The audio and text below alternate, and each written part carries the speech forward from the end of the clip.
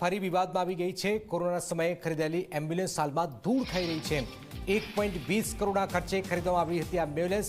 કરોડોની એમ્બ્યુલન્સ હાલ ભંગારની હાલતમાં પડેલી છે।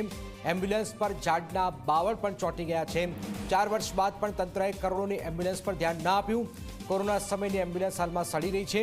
ફિઝિયોથેરાપી કોલેજના પાર્કિંગમાં આ એમ્બ્યુલન્સ સડી રહી છે। દૈનિક એક એમ્બ્યુલન્સ 6 થી 7 દર્દીઓને લઈ જતી હોય છે, પણ એમ્બ્યુલન્સ ધૂળ ખાતી દેખાઈ રહી છે।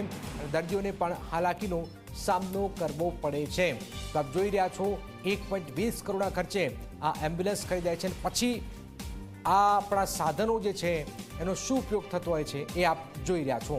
એમ્બ્યુલન્સ ચેતન જોડે ચેતન, આ એમ્બ્યુલન્સ ઉપર ઝાડ પડી ગયા છે, ખખડી ગઈ છે, શું થઈ રહ્યું છે, કેમ ધ્યાન નથી આપવામાં આવી રહ્યું છે?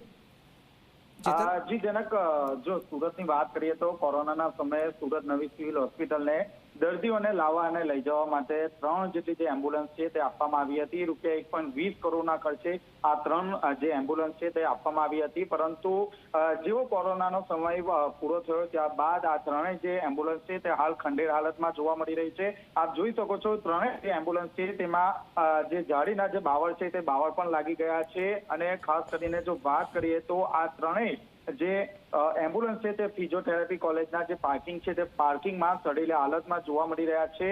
જો દૈનિકની વાત કરીએ તો 6 થી 7 જેટલા દર્દીઓ એમ્બ્યુલન્સ લઈ જતી હોય છે। અને અત્યાર સુધીની જો વાત કરીએ તો 1460 જેટલા દિવસમાં 26,280 જેટલા દર્દીઓને અત્યાર સુધી લાભ મળત। પરંતુ ક્યાંક ને ક્યાંક તંત્રની જે ગોળ બેદરકારી છે જેને કારણે જે લોકો છે તે લોકો હેરાન પરેશાન થઈ રહ્યા છે। લોકોને ક્યાંક એમ્બ્યુલન્સ નથી મળી રહી। જો વતન જવું હોય તો વતન માટે લોકોએ હજારો રૂપિયા ખર્ચ કરવા પડતા હોય છે। ત્યારે આ રીતે 3 એમ્બ્યુલન્સ જે રીતે પડી રહી છે જેને કારણે લોકોમાં પણ રોષની લાગણી જોવા મળી રહી છે। જી બિલકુલ બિલકુલ ચેતન, શું કોઈને આ વાતની ધ્યાન નથી અથવા જાણી જોઈને આ થઈ રહ્યું છે? જી જનક, આ સમગ્ર જો ઘટનાની વાત કરીએ તો છેલ્લા 3 થી 4 વર્ષથી આ જ રીતે જે એમ્બ્યુલન્સ છે તે સડેલી હાલતમાં છે। તંત્રને પણ આ અંગે જાણ છે, પરંતુ જાડી ચામડીના જે અધિકારીઓ છે, જે સુપ્રિન્ટેન્ડન્ટ છે, તેમના દ્વારા આ એમ્બ્યુલન્સનો યોગ્ય જે ઉપયોગ થવો જોઈએ તે યોગ્ય ઉપયોગ કરવામાં નથી આવી રહ્યો। જે ગરીબ અને મધ્યમ વર્ગના જે દર્દીઓ ત્યાં આવતા હોય છે અને ત્યાં જ જે ખાનગી હોસ્પિટલ છે, જે ખાનગી એમ્બ્યુલન્સ છે તેમને હજારો રૂપિયા જે ભાડું છે તે ભાડું ચૂકવતા હોય છે। ત્યારે 3 જે એમ્બ્યુલન્સનો જો સદુપયોગ કર્યો હોત તો આ ગરીબ અસલમ સાયકલવાળા જોડાઈ ગયા છે કોંગ્રેસ અને અસલમભાઈ, આ શું થઈ રહ્યું છે? સુરતમાં કરોડોના ખર્ચે આ એમ્બ્યુલન્સ પડી છે ને હાલમાં કાટ ખાઈ રહી છે। असलम भाई, 56 में पड़ा नहीं, खर्चे के साथ 56 में ये पड़ा। हेलो असलम भाई, सूरत कॉर्पोरेशन अंदर नवी हॉस्पिटल विवाद में છે જે એમ્બ્યુલન્સ છે એ ધૂળ ખાઈ રહી છે। એ બાબતે અમારે એટલું જ કહેવું છે કે સુરત શહેરની અંદર ભારતીય જનતા પાર્ટીના શાસનનું સૌથી મોટું રેડિયાળ તંત્ર ક્યાંક ચાલતું હોય તો એ નવી સિવિલ હોસ્પિટલનું છે। સિવિલ હોસ્પિટલનું તંત્ર છાસવાર એના રેડિયાળ તંત્ર માટે હર હંમેશા એ પ્રસિદ્ધિમાં આવે છે।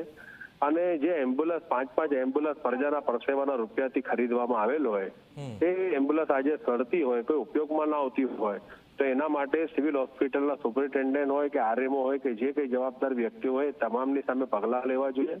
અને સુરત શહેરની અંદર 12 ભારતીય જનતા પાર્ટીના ધારાસભ્યો છે, સરકારની અંદર 3 મિનિસ્ટર મંત્રી છે, એક કેબિનેટ મિનિસ્ટર છે, તેમ છતાં પણ જો સિવિલ હોસ્પિટલનું તંત્ર આવી રેડિયાળ પણ હેઠળ ચાલતું હોય, રેડિયાળ રીતે ચાલતું હોય તેની સંપૂર્ણ જવાબદારી ભારતીય જનતા પાર્ટીના શાસનની છે। બિલકુલ બિલકુલ આભાર અસલમભાઈ। તો આપ જોઈ રહ્યા છો સુરતની અંદર આ કોરોના સમયે ખરીદેલી એમ્બ્યુલન્સ હાલમાં ખસ્તા હાલતમાં દેખાઈ રહી છે।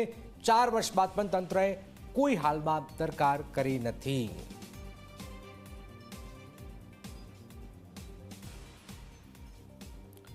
સુરતની અંદર આપ જોઈ રહ્યા છો કે શું થઈ રહ્યું છે।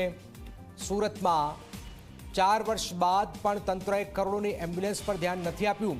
કોરોના સમયની એમ્બ્યુલન્સ સડી રહી છે। ફિઝિયોથેરાપીની કોલેજના પાર્કિંગમાં આ એમ્બ્યુલન્સ સડી રહી છે। દૈનિક એક એમ્બ્યુલન્સ 6 થી 7 દર્દીઓને લઈ જતી હોય છે, પણ એમ્બ્યુલન્સ ધૂળ ખાતી દેખાઈ રહી છે અને દર્દીઓ હેરાન પણ થઈ રહ્યા છે। તો આપ જોઈ રહ્યા છો કે સુરતની અંદર આ નવી હોસ્પિટલ ફરી વિવાદમાં આવી છે।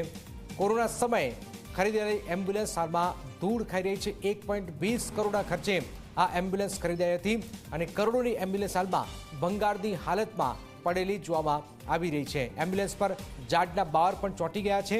4 વર્ષ બાદ પણ તંત્રએ આ કરોડોની એમ્બ્યુલન્સ પર ધ્યાન ના આપ્યું અને કોરોના સમયની એમ્બ્યુલન્સ હાલમાં સડી રહી છે.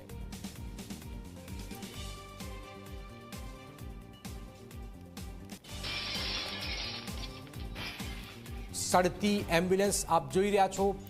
હાલાકી આપણે સુવિધાઓ આપીએ છીએ, પણ જે પ્રશાસનના જે અધિકારીઓ હોય છે, સિવિલ હોસ્પિટલના જે અધિકારીઓ હોય છે, એ શું કરતા હોય છે? તમે માગો છો એમ્બ્યુલન્સ તો તમને એમ્બ્યુલન્સ મળે છે, પણ એનો ઉપયોગ કોણ કરે છે એ સૌથી મોટો સવાલ છે. તો ઝી 24 કલાકના સવાલોથી ડરી ગયા હોસ્પિટલના સુપ્રિન્ટેન્ડન્ટ. જી હા, ઇન્ચાર્જ સુપ્રિન્ટેન્ડન્ટ ધારિત્રી પરમારે જવાબ આપવાનું ટાળ્યું છે. જી હા, જવાબ આપવાનું ટાળ્યું છે. મિટિંગમાં હોવાના હોસ્પિટલ સુપ્રિન્ટેન્ડન્ટે બહાના બતાવ્યા છે. જિમ્મેદારી એમની જ બને છે. ઝી 24 કલાકના સવાલોથી ડરી ગયા છે હોસ્પિટલના સુપ્રિન્ટેન્ડન્ટ, કારણ કે જિમ્મેદારી આ લોકોની બને છે.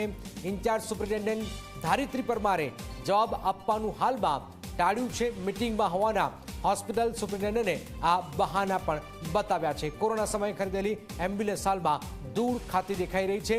સવાલ અનેક છે. તમને માગો છો એ મળી જાય છે, પણ સાચવવાની જિમ્મેદારી કોની છે? પ્રજાની સુવિધા આપવાની જિમ્મેદારી કોની છે? આ સૌથી મોટો સવાલ છે.